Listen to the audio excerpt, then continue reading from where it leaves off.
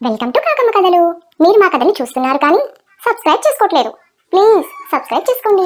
అనగనగా ప్రతిష్టాన దేశంలో సుప్రతిష్ఠితం అనే నగరం ఉండేది. ఆ నగరములో ఒక వయస్సు స్త్రీ ఉండేది. ఆమె భర్త చనిపోగానే దాయాదులు అతని ఆస్తి యావత్తు కాజేశారు. భర్త పోయే నాటికి ఆమె గర్భవతిగా ఉండి అనంతరం ఒక కుమారుని కన్నది. ఆమె అష్టకష్టాలు పడి ఆ కొడుకును పెంచి పెద్ద చేసింది. కొడుకు పెద్దవాడయ్యాక ఒకనాడు తల్లి వాడితో ఇలా చెప్పింది. నాయనా, నీవు వైశ్య కుమారుడివి. వ్యాపారం మన కులవృత్తి. దురదృష్టవశాత్తు నీవు అగర్భదరిద్రుడవు. అందుచేత వ్యాపారానికి అవసరమైన పెట్టుబడి ధనం లేదు. అయితే ఈ నగరంలో ధనగుప్తుడు అనే కోటీశ్వరుడు ఉన్నాడు. పేద వ్యాపారుల బిడ్డలకు సహాయం చేస్తాడు. ఆయన దర్శనం చేసుకొని పెట్టుబడికి ధనం తెచ్చుకో. తల్లి చెప్పినట్టే ఆ వ్యాపారి బిడ్డ ధనగుప్తుణ్ణి చూడబోయాడు. ఆ సమయములో ఆ కోటీశ్వరుడు మరొక యువకుణ్ణి తిడుతున్నాడు. నీకు కొంచెమైనా వ్యాపార దక్షత లేదు. నీకు ఎన్నిసార్లు ధన సహాయం చేశాను. దాని మీద లాభం సంపాదించలేకపోగా నేనిచ్చింది కూడా పోగొట్టుకున్నావు. తెలివి గలవాడవైతే ఒక చచ్చిన ఎలుకను పెట్టుబడిగా చేసుకొని లక్షను సంపాదించవచ్చు. ఈ మాటలు వింటున్న కుర్రవాడు ధనగుప్తుణ్ణి ధనం అడగలేదు. దూరాన చచ్చిపడి ఉన్న ఎలుకను తీసుకున్నాడు. దానిని తీసుకుపోయి ఒక వర్తకుని పిల్లికి ఆహారంగా ఇచ్చి దానికి ప్రతిఫలంగా 2 దోసెళ్ల శనగలు పుచ్చుకున్నాడు.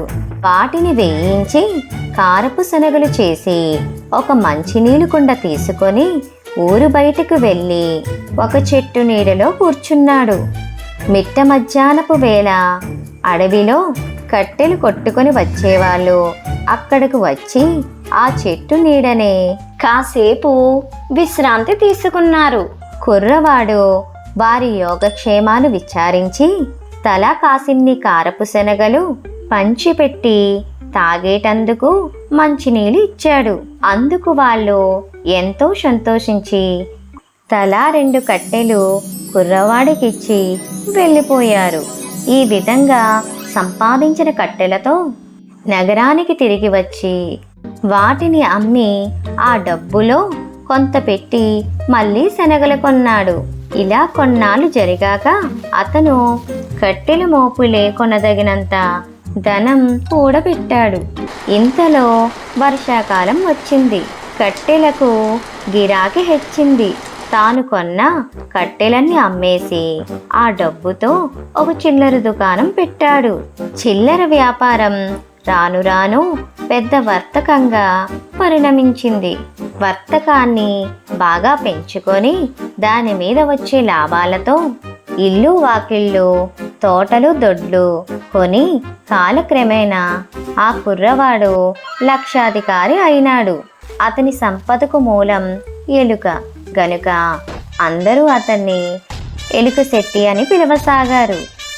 ఎలుక శెట్టి ఒకనాడు బంగారముతో ఒక ఎలుకను చేయించి దానిని తీసుకుని వెళ్ళి ధనగుప్తునికి సమర్పించి, అయ్యా, ఇది మీరు నాకు చూపిన పెట్టుబడి.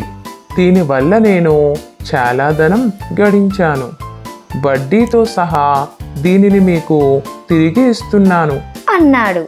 ఎలుక శెట్టి కథ యావత్తు విని ధనగుప్తుడు అతని తెలివితేటలకు సద్బుద్ధికి సంతోషించి తన కుమార్తెను అతనికిచ్చి పెళ్లి చేస్తూ ఆ బంగారు ఎలుకని అల్లుడికి కానుకగా ఇచ్చాడు. మా ఛానల్ కనుక మీకు నచ్చినట్లయితే లైక్ చేయండి, షేర్ చేయండి, కామెంట్ చేయండి. అలాగే సబ్స్క్రైబ్ కూడా చేసుకోండి.